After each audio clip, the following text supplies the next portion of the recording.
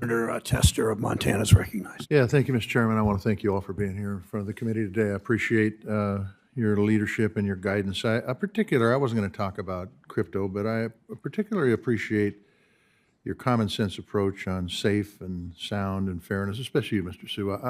All of you are good on this. Look, I remember the meltdown in '07, the chairman talked about it, where we had synthetic financial instruments that may be attached to mortgages, but there was no there. And it ended up where we cut a pretty damn big check of taxpayer dollars to solve that problem. And I'm going to tell you, if you guys would have given guidance and you had given credibility, we'd be cutting another check. And so I just want to say thank you. I don't say that as a lawyer or an accountant. I say it as a farmer. Thank you. Thank you for what you've done.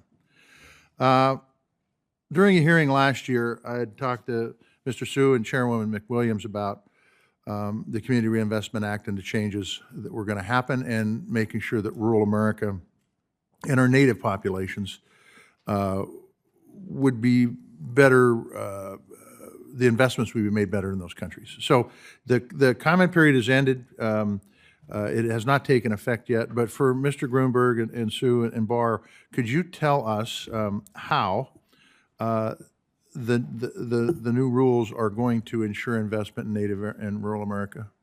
Go ahead, Mr. Grunberg. Thank you, Senator. I will say that was a real focus of attention for the three agencies in developing the rule, how we could utilize CRA to provide incentives for increased bank lending and investment in rural communities and Native American communities, which are historically underserved and lack access to basic banking services. We did that through proposed changes in the two key tests under CRA, both the lending test and the community development test. By providing greater flexibility, we're not limiting the lending test just to the traditional branch-based assessment areas, but we have a statewide dimension to the test, which will give banks additional credit for serving rural communities as well as Native Americans. And we provide significant greater flexibility in the community development test so that banks can invest in underserved rural communities and Native American communities and get CRA credit for it, even though it's not part of their branch network. So these were key flexibilities that we think will be helpful. Do you fellows have anything else you'd like to add to that? Go ahead. I would just say, in addition to the CRA at the OCC, Native American issues are a top priority. And we have a Project REACH, which is to increase financial inclusion. We've had a special subcommittee focused on home ownership promotion for Native Americans because some of the legal issues there are tough for banks. So we've held a webinar trying to move that ball forward there. And I met recently with Treasurer Malerba, who's the head of the new Office of Indian Affairs, to see how the OCC and her office can work together to promote these issues. Do you see any positive impacts on housing with the changes in the CRA in rural America? Go ahead, Mr. Barr, if you want to talk. I think, obviously, the rule is not yet into effect, but right. I think that we would see improvements on housing in rural America and in community development in rural America. And also just, emphasize the point that both Marty and Mike made, that the issues affecting Native American communities' access to financial services are longstanding. They've been problems for generations. And if we don't take seriously the need to fix those problems, including with the reforms to the Community Reinvestment Act, Native American communities are going to continue to be left behind. Yeah. So I think it's really a critical issue to be working on.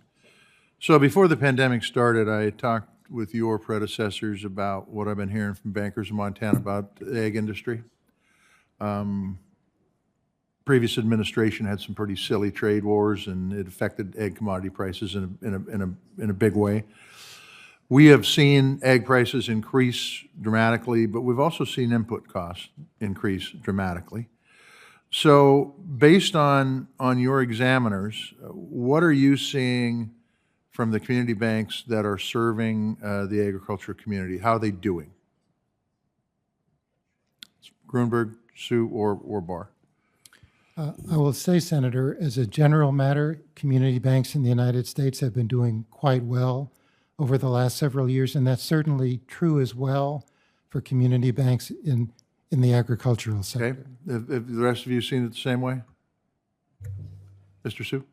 I'm hearing that they are doing quite well. I think there's some concerns about some headwinds, which is part of the reason why we lowered bank assessments for OCC banks, and we continue to engage with them. And I think that some of the drought issues for some of the banks in some parts of the country, luckily there's been crop insurance, but these are top-of-mind issues for the bankers and for supervisors. Yeah, last question. I want this very quick. Mr. Sue, you talked about geopolitical uncertainty as it applied to the commodity space. What commodity are you talking about, or commodities are you talking about? Energy? I think there have been some broad-based impacts across a number of different commodities markets. Depends on which time. At one point it was nickel, and that's shifted over to some other commodities. So it's a broad range. Okay, thank you. Thank you, Mr. Chairman.